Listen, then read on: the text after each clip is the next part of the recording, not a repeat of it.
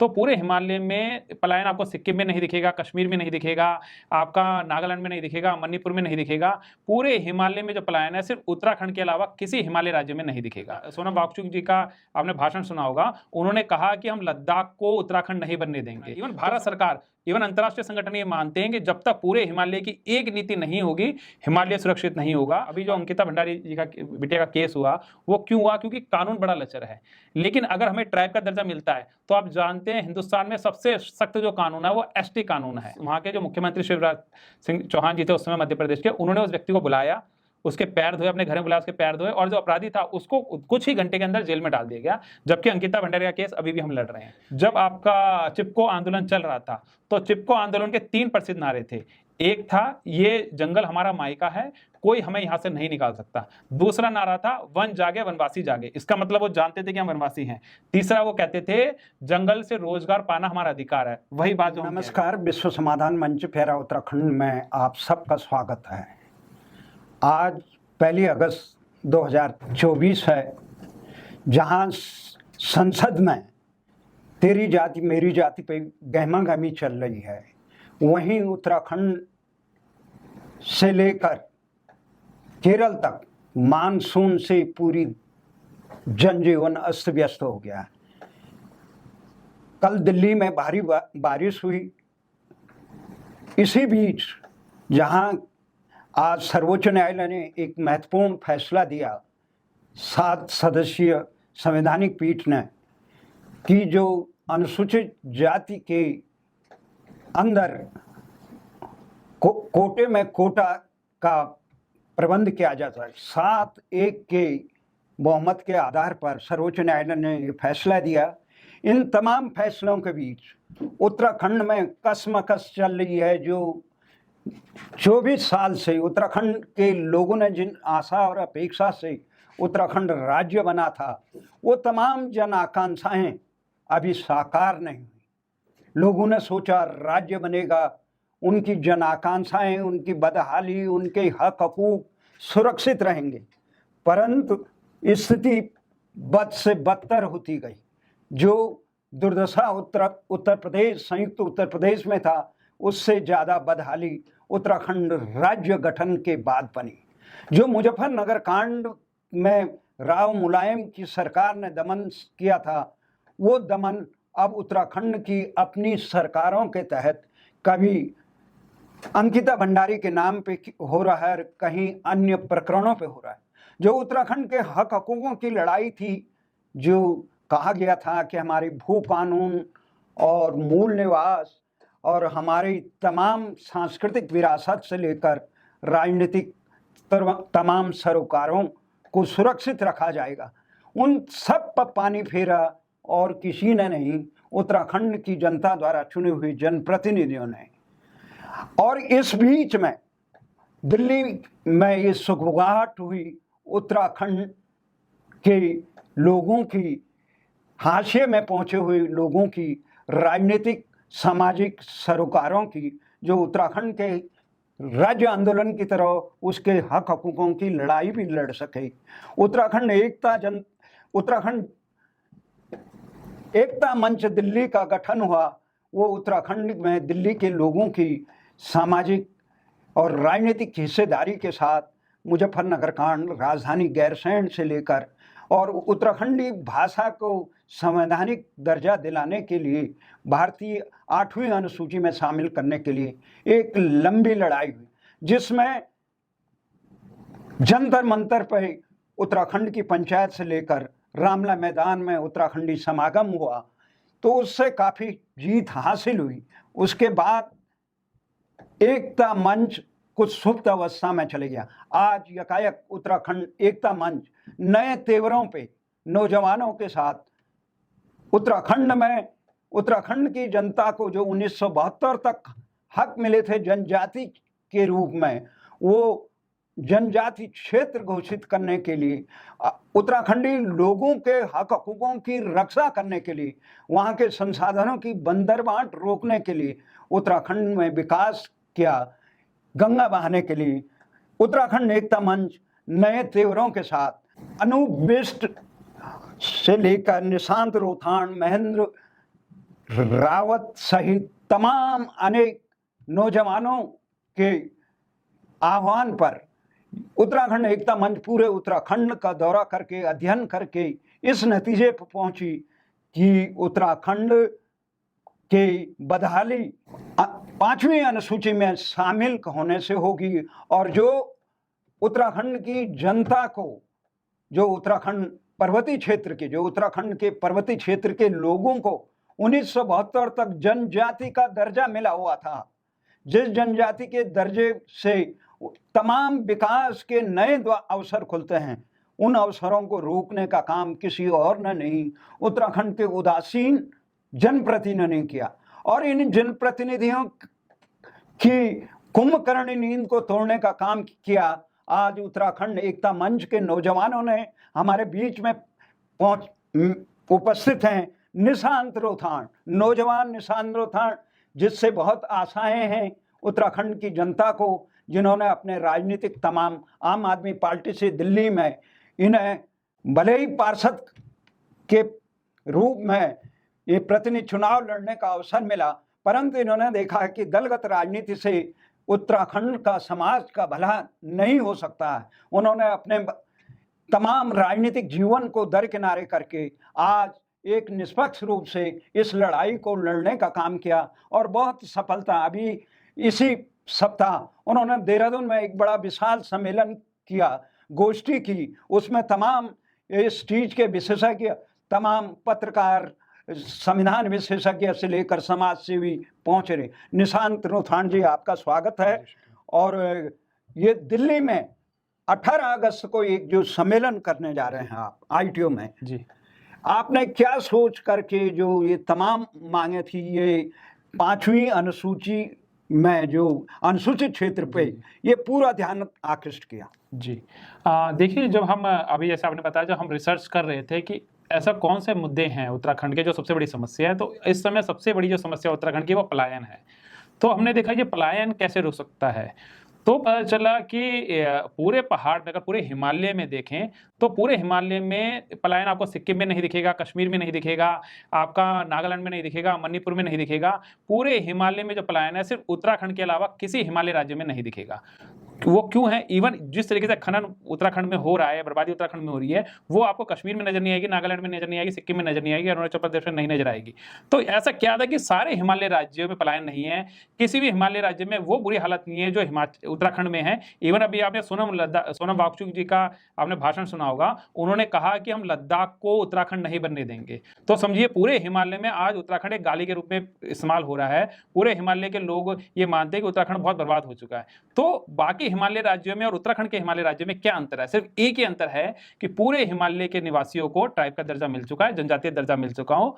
सिर्फ उत्तराखंड इकलौता है जिसे जनजातीय दर्जा नहीं मिला है। तो हमने कहा कि एक ऐसा क्या कानून है, इवन भारत सरकार, इवन अंतर्राष्ट्रीय संगठन ये मानते हैं कि जब तक पूरे हिमालय की एक नीति नहीं होगी, हिमालय सुरक्षित नहीं होगा। और एक नीति तभी होगी जैसे पूरे देश के हिमालय राज्यों को जनजातीय दर्जा मिला हुआ, उसी तरीके से उत्तराखंड के इलाके को जनजातीय दर्जा मिले।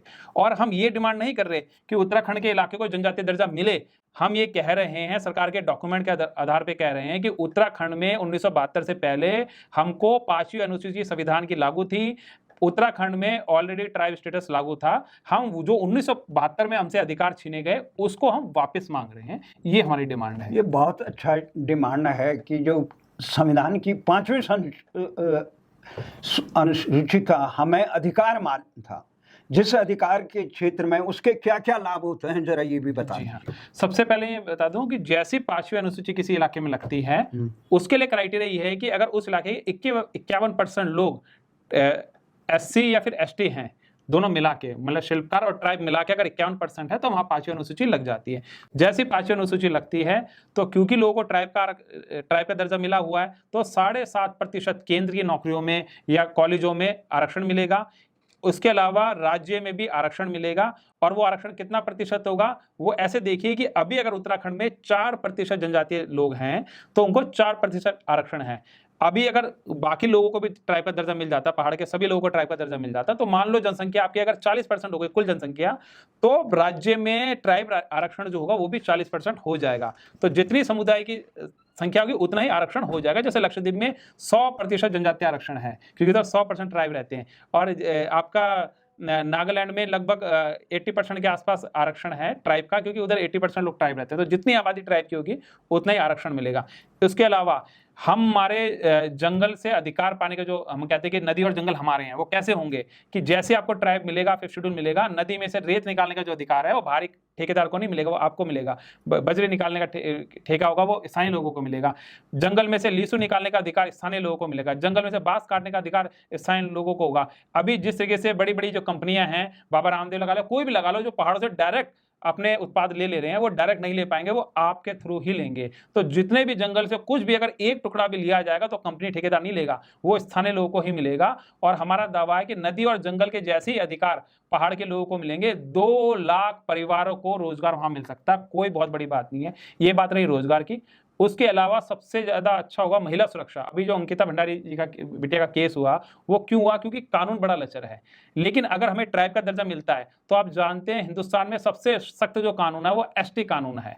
एक उदाहरण मैं बता सकता हूं आपको कि मध्य प्रदेश में घटना घटी। एक रावत व्यक्ति थे, उधर तो रावत है, वो जनजातीय दर्जा मिला हुआ उन लोगों को, तो वो लेटा हुआ था, किसी ने उसे पेशाब कर दी, और वो व्यक्ति कहीं प्रदर्शन करने नहीं गए, उधर कोई भी सड़कों में नहीं उतरा कि हमारे उस व्यक्ति को न्याय दो। सिर्फ लोगों ने व्हाट्सएप और फेसबुक में बातें पहुंचाई, और उसी बात से इतनी सरकार दबाव में आ गई कि उस वहां के जो मुख्यमंत्री शिवराज सिंह चौहान जी थे उस समय मध्य प्रदेश के, उन्होंने उस व्यक्ति को बुलाया, उसके पैर धोए, अपने घर में बुलाया, उसके पैर धोए, और जो अपराधी था उसको कुछ ही घंटे के अंदर जेल में डाल दिया गया। जबकि अंकिता भंडारी का केस अभी भी हम लड़ रहे हैं। तो ये देखिए, अगर ट्राइब अगर मिल जाता है तो हमारी जो महिलाएं वो सुरक्षित हो जाएंगी, क्योंकि किसी को पता होगा ट्राइब की महिला को उसके साथ गलत व्यवहार करना दूर की बात, अगर किसी ने उसे गाली भी दे दी तो व्यक्ति जो अपराधी है वो सीधा जेल जाएगा। तो ट्राइब का जो कानून है, एसटी एक्ट है, जो सबसे खतरनाक है, वो अगर हमें, वो ही हमारी महिलाओं को, बेटियों को सुरक्षित कर सकता है। ये और सबसे मजेदार बात, अभी लोग कह रहे हैं कि अभी आपका परिसीमन होने वाला है। जब परिसीमन हो जाएगा तो लोग कहते हैं कि जो पहाड़ की संख्या वो है, सीटें हैं, वो मैदान में आ जाएंगी। लेकिन अगर आपका ट्राइब का इलाका बन गया, वो घोषित हो गया, तो बहुत सारे जो लोग होंगे जो पहाड़ के हैं, जो मैदानों में रहते होंगे, वो भी अपना जो सर्टिफिकेट है बनाने के लिए पहाड़ में जाएंगे, वो भी अपने आधार कार्ड, पहचान पत्र वहां शिफ्ट करेंगे। तो ऑटोमेटिकली आपकी जो जनसंख्या है वो पहाड़ में बढ़ जाएगी। और साथ ही साथ आपने देखा होगा कि जितने भी जनजातीय क्षेत्र हैं, जैसे हिमाचल का जनजातीय क्षेत्र है लाहौल स्पीति, उधर लगभग 30,000 लोगों में एक विधानसभा बन जाती है। तो पूरे देश में आप जनजातीय क्षेत्र की अगर बात करोगे तो उधर बहुत छोटी छोटी विधानसभाएं हैं। तो अगर हमें 5th शेड्यूल मिलता है तो हमारा जो परिसीमन का जो मुद्दा है वो भी हल हो जाएगा। नहीं, जैसे आप बता रहे हैं कि जनजाति क्षेत्र, जनजाति के, मैं 1972 तक उत्तराखंड के लोगों को रखा गया था। आखिर कौन से षड्यंत्र हुआ कि जो जनजाति से हटा दिया गया? और जनजाति में कौन लोग आते हैं? जी, सबसे पहली बात, जब 1950 में भारत सरकार ने एक लिस्ट निकाली कि किन किन इलाकों को 5वीं या 6ठी अनुसूची में डाला जाए और किन लोगों को जनजातीय दर्जा मिले, तो उस समय कोई जनगणना तो हुई नहीं थी, क्योंकि जनगणना 1951 में हुई थी। तो उन्होंने देखा कि अंग्रेज किन इलाकों को ट्राइब मानते थे, किन लोगों को ट्राइब मानते थे। तो उसके भारत सरकार ने कुछ पैमाने बनाए, और वो भी, ये हम नहीं कह रहे, ये भारत सरकार का खुद का डॉक्यूमेंट है। मैं आपको जो भी मैं बात बोल रहा हूँ वो सारे डॉक्यूमेंट मैं आपको दूंगा, और आप अपनी स्क्रीन में जरूर दिखाइएगा, और वो भारत सरकार के खुद के डॉक्यूमेंट है। तो उन्होंने कहा, सबसे पहले शेड्यूल डिस्ट्रिक्ट एक्ट 1874 होता था, जो पूरे भारत के ट्राइबल इलाकों में लगा हुआ था, और वो उत्तराखंड में भी लगा हुआ था। उस समय उत्तराखंड कुमाऊं कमीशन के अंडर में आता था पूरा उत्तराखंड। दूसरा, 1921 में नॉन रेगुलेट एरिया घोषित हुए पूरे देश के ट्राइबल इलाके। वो उन इलाकों में ना तो पुलिस होती थी ना कोर्ट होता था, और उत्तराखंड में भी ये लागू था। उसके बाद 1927 में साइमन कमीशन आया। साइमन कमीशन जब के आने के बाद 1935 में पूरे देश के ट्राइबल इलाकों को आंशिक बहिष्कृत क्षेत्र और पूर्ण बहिष्कृत क्षेत्र लिस्ट किया गया। उसमें बड़ी मजेदार बात है कि जो जौनसार है वो आंशिक बहिष्कृत क्षेत्र था उस समय, और गढ़वाल कुमाऊं पूर्ण बहिष्कृत क्षेत्र था। इसका मतलब अंग्रेजों की नज़र में, भारत उस समय की ब्रिटिश गवर्नमेंट के नज़र में जौनसार वो ज़्यादा डेवलप था। उसके बाद जब भारत आज़ाद हो गया तो जिन इलाकों में शेड्यूल डिस्ट्रिक्ट एक्ट 1874 लगा हुआ था, जिन इलाकों में 1921 का नॉन रेगुलेट एरिया घोषित हुआ था, जिन इलाकों में 1935 के बहिष्कृत क्षेत्र घोषित हुए थे, उन्हीं इलाकों को भारत सरकार ने 5वीं या फिर 6ठी अनुसूची दी। तो जो असम का जो इलाका था उसको 6ठी अनुसूची, बाकी पूरे देश के लोगों को 5वीं अनुसूची दी, और वहां के लोगों को ट्राइब का दर्जा दिया गया। सिर्फ उत्तराखंड एकलौता राज्य था हिमालय का जिसको ये ट्राइब का दर्जा नहीं मिला, ना ही 5वीं अनुसूची मिली। और सबसे मजेदार बात, ये शेड्यूल डिस्ट्रिक्ट एक्ट 1874 था, वो हमसे छीन लिया गया 1972 में, और उसकी जगह में कानून लाया गया इंडियन फॉरेस्ट एक्ट 1927, जिसका कारण ये था कि जंगल के अधिकार जो हमारे पास थे वो छीन के सरकार ने वन विभाग को दे दिया। और एक बड़ी मजेदार बात बताता हूं, जब आपका चिपको आंदोलन चल रहा था तो चिपको आंदोलन के 3 प्रसिद्ध नारे थे। एक था ये जंगल हमारा मायका है, कोई हमें यहां से नहीं निकाल सकता। दूसरा नारा था वन जागे वनवासी जागे, इसका मतलब वो जानते थे कि हम वनवासी हैं। तीसरा वो कहते थे जंगल से रोजगार पाना हमारा अधिकार है, वही बात जो हम कह रहे हैं। तो जिस 5th शेड्यूल की डिमांड हम कर रहे हैं, जिस ट्राइब स्टेटस की डिमांड कर रहे हैं, वो नई नहीं है। हमारे जितने भी आंदोलनकारी रहे हैं, चाहे चिपको आंदोलन के रहे हो, चाहे राज्य आंदोलनकारी रहे हो, चाहे आजादी से पहले के आंदोलनकारी रहे हो, तिलारी कांड जो हुआ वो जंगल में अधिकार की लड़ाई के लिए हुआ था। तो हमने सिर्फ उसको एक नाम दिया है 5th शेड्यूल, लेकिन लड़ाई ये पुरानी है, कोई नई लड़ाई नहीं है। नहीं, बहुत धन्यवाद आपका। सबसे बड़ी बात यह है कि जो मांग ये है कि 5th शेड्यूल का और 6th शेड्यूल का, कुछ पूर्वोत्तर के कुछ चंद राज्य 6th शेड्यूल में आते हैं, और जो हिमालय के क्षेत्र हैं, जंगल वाले हैं, इसमें सरकारें महत्वपूर्ण रोल अदा करती हैं। ये 5th शेड्यूल में भी जो ट्राइब काउंसिल बनती है, और उसमें भी सरकार के राज्यपाल के द्वारा सत्तारूढ़ दल अपनी मनमर्जी करता है। इसलिए चाहे उत्तराखंड को वर्तमान में विशेष राज्य का दर्जा मिला हो, परंतु उसके लाभ नहीं मिल रहे हैं। दर्जा तो कागजों में दिख रहा है कि विशेष राज्य का दर्जा है, परंतु उसके लाभ नहीं मिल रहे हैं। योजनाओं में जो 90% सहायता मिलनी थी इस केंद्र से, वो नहीं मिल पा रही है। तो इसमें सबसे पहले यह है कि हमारे जनप्रतिनिधि और जनता को सदैव जागरूक होना पड़ेगा, चाहे हमें 6ठी 5वीं अनुसूची में शामिल होना पड़े। और ये सरकार का एक अधिकार है। जिस प्रकार से सिंधी भाषा को राजनीतिक दबाव से उन्होंने 8वीं अनुसूची में शामिल कर दिया, भले ही भारत की कोई भाषाएं अभी भी अंग्रेजी की गुलामी तले दम तोड़ रही है। सर्वोच्च न्यायालय में भारतीय भाषाओं में न्याय नहीं होता है, नौकरी नहीं मिलती है, परंतु देश की 8वीं अनुसूची में कहने को भारतीय भाषाओं में सिंधी को शामिल किया। लेकिन उत्तराखंड से लेकर कई ऐसी भाषाएं हैं जिन पर निरंतर दबाव डाल रहा है, वो सरकार नहीं देती है। सरकार की इच्छा शक्ति पे काम करता है। इसलिए हमें अपने जनप्रतिनिधियों को इसी जन जागरण के द्वारा जगाना चाहिए।